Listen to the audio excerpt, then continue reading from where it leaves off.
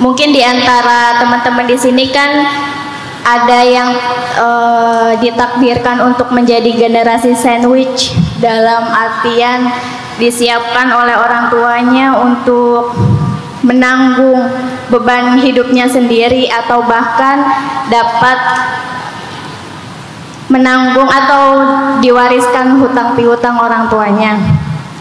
Pertanyaannya, bagaimana agar kita bisa tenang dalam menghadapi masalah dan tidak berlebihan dalam memikirkan yang belum tentu terjadi? Mau minta untuk amalan apa yang gampang diamalkan daily gitu? Saya dulu ketika masih kuliah, saya dikasih amanah sama ibu saya untuk nyekolahin adik-adik. Soalnya orang tua saya nggak mampu nyekolahin adik-adik, karena kita orang miskin. Bahkan dalam status di masjid, kalau kita dapat sedekah atau zakat dari masjid itu, ayah saya itu kategorinya fakir, bukan miskin. Nama ayah saya itu Abdurrahman. Jadi di amplop itu suka ditulis Abdurrahman dalam kurung fakir. Saya baca amplopnya. Sebegitu beratnya kehidupan kita, sefakir itu.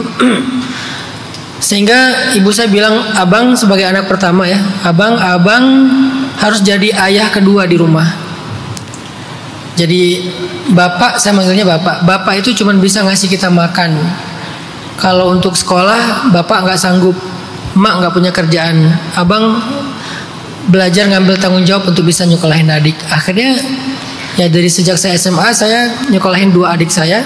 Ketika saya udah kuliah di Kairo pun saya di sana juga kerja, bikin beberapa usaha kayak jual bakso, tukar duit dari rupiah ke pon Mesir, catering. Kalau lagi ada tamu saya jadi guide, atau pas musim haji saya ke Mekah jadi guide di Mekah. Ya ikhtiar apa aja lah yang bisa dilakukan sambil kuliah ya untuk nyekolahin adik. Terus ketika saya menikah di Mesir, Allah memberikan saya pasangan yang keluarganya juga bukan orang kaya. Sehingga setelah menikah saya nggak bisa ngandalin, selain nggak bisa ngandalin orang tua, apalagi orang tua saya udah meninggal tsunami, nggak bisa ngandalin mertua juga.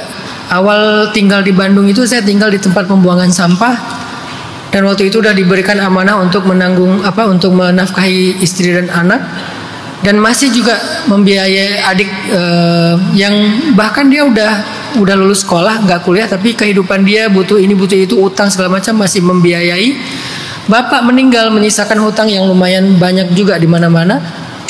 Mertua juga meninggal, juga punya hutang, dan harapan mereka semuanya ada di saya. Padahal mereka ngelihat saya bukan yang paling kaya di keluarga itu. Tapi saya selalu berpikir, kalau saya sering dikasih amanah, berarti saya disiapkan untuk menjadi orang besar. Walaupun saat itu saya nggak mampu mengemban amanahnya. Itu aja positive thinkingnya saya. Adapun pada saat itu saya hanya bisa menjalani apa yang saya mampu jalani. Tapi dengan sebuah belief, saya akan bisa mengambil tanggung jawab itu. Sekarang yang saya bisa jalankan, saya jalankan. Tapi amanah dan tanggung jawab itu insya Allah akan saya selesaikan nanti. Alhamdulillah sekarang semua hutang mereka sudah lunas. Saya bisa umroh dan hajikan ibu saya dan ayah saya ketika saya umroh. Ketika saya haji, setiap tahun saya umroh 2 kali, pasti menghajikan ayah dan ibu. Dan ketika kayak sekarang bikin sekolah gratis, bikin masjid, walaupun sambil ngajak teman-teman juga ikut berinfak, saya juga berinfak dengan harta saya yang terbaik yang saya bisa. Saya niatkan buat ibu, buat ayah.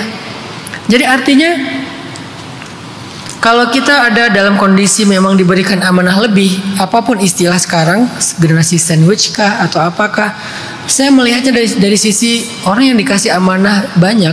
Biasanya itu memang dia orang yang punya keistimewaan. Sampai Nabi bilang gini, "Idza ahabballahu 'abdan ista'malahu." Allah itu kalau mencintai seorang hamba, Allah akan ista'malahu. Ista'malahu itu menggunakan hamba itu. Menggunakan di sini artinya dia dikasih amanah-amanah untuk bermanfaat bagi orang di sekelilingnya, mengambil beban-beban tanggung jawab. Itu arti menggunakan atau ista'malahu. Dan itu adalah ciri-ciri Allah sayang sama seorang hamba.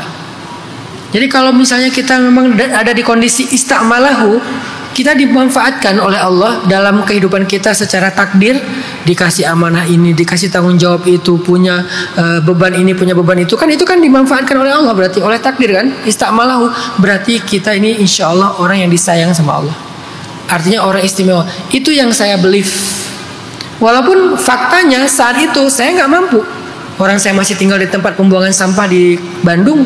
Gimana saya mau bayar utang orang tua saya? Tapi saya percaya insya Allah suatu saat saya akan mampu. Jadi saya ikhtiar aja. Dengan belief itu saya percaya. Jadi nggak kayak cuman tertekan aja. Enggak. Yang saya mampu jalani saya jalanin. Yang belum saya mampu jalanin saya percaya suatu saat saya akan bisa jalanin. Tapi nggak sekarang. Ini mindset dan afirmasi positif yang saya bangun sejak saya masih SMA, bahkan sejak masih SMP juga. Kalau SMP nggak full, kalau SMA udah mulai full membiayai sekolah adik-adik.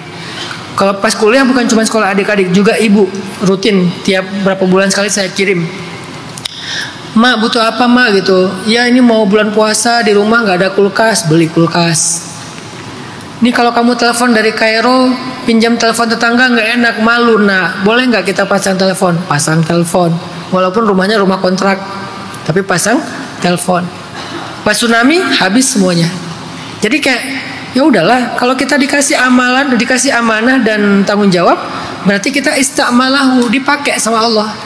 Kalau dipakai sama Allah berarti Allah sayang sama kita. Tapi gimana kalau saya nggak mampu? Ya udah jalanin yang kamu mampu dulu aja.